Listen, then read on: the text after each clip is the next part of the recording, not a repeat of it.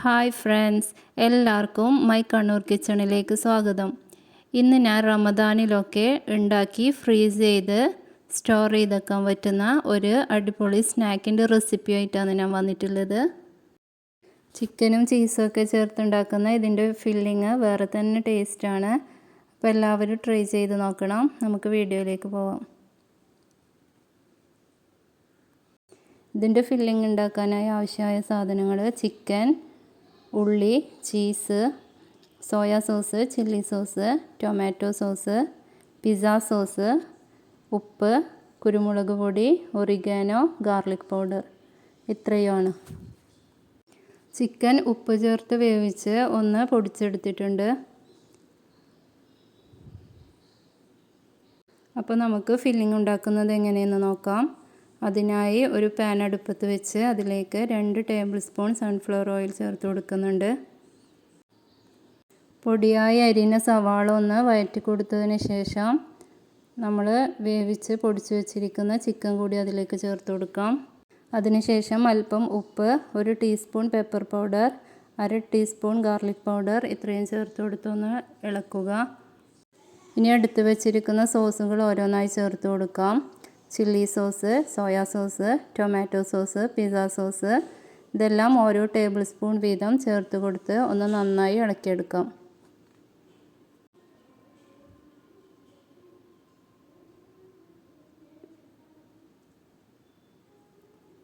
അതിനുശേഷം 1/2 teaspoon oregano, 1 cup cheese ഇത്രയും കൂടി ചേർത്ത് ഒന്ന് ഇളക്കാം.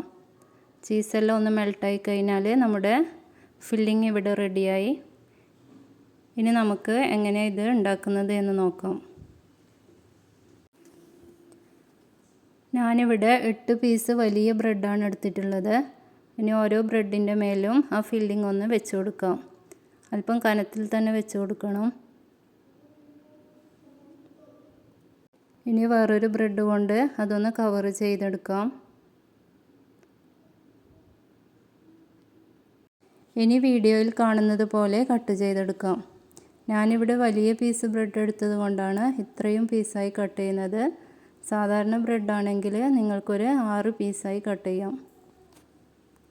ഇനി ഒരു സ്റ്റിക്ക് എടുത്ത് 3-4 പീസ് ബ്രെഡ് അതിലേക്ക് കുത്തി വെക്കാം.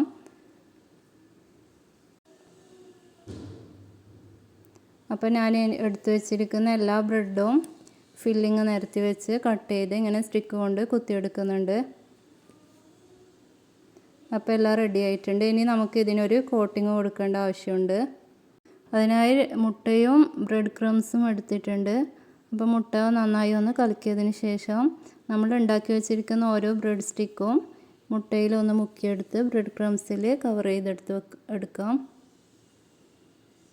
ഇതുപോലെ ഉണ്ടാക്കി ഫ്രീസറിൽ വെച്ചാൽ നമുക്ക് ആവശ്യത്തിനെടുത്ത് ഫ്രൈ ചെയ്തെടുക്കാം. അപ്പോൾ ഞാൻ ഉണ്ടാക്കി വെച്ചിരിക്കുന്ന എല്ലാം ഇതുപോലെ മുട്ടയിലും ബ്രെഡ് ക്രംസിലും പൊതിഞ്ഞെടുക്കുന്നുണ്ട്. ഇനി ഇത് ഫ്രൈ ചെയ്യാനായി ആവശ്യത്തിന് സൺഫ്ലവർ ഓയിൽ ഒഴിച്ചൊന്ന് ചൂടാക്കി ഓരോ ബ്രെഡ് സ്റ്റിക്കും അതിലേക്ക് ഇട്ട് കൊടുത്ത് തിരിച്ച് മറിച്ചിട്ടൊന്ന് ഫ്രൈ ചെയ്തെടുക്കാം. ഇത് പെട്ടെന്ന് തന്നെ കുക്കാവുന്നതാണ്. ഒന്ന് എല്ലാ സൈഡും തിരിച്ച് മറിച്ചിട്ട് എടുത്തിട്ട് നമുക്ക് എണ്ണയിൽ നിന്ന് കോരിയെടുക്കാം.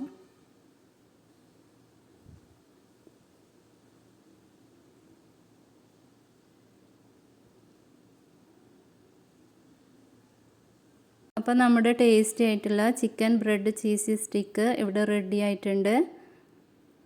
എല്ലാവരും ഇതൊന്ന് ട്രൈ ചെയ്ത് നോക്കണം. വീഡിയോ ഇഷ്ടമായാൽ ലൈക്ക് ചെയ്യാനും ഷെയർ ചെയ്യാനും സബ്സ്ക്രൈബ് ചെയ്യാനും മറന്നു പോകരുത്. Thanks for watching. ബൈ.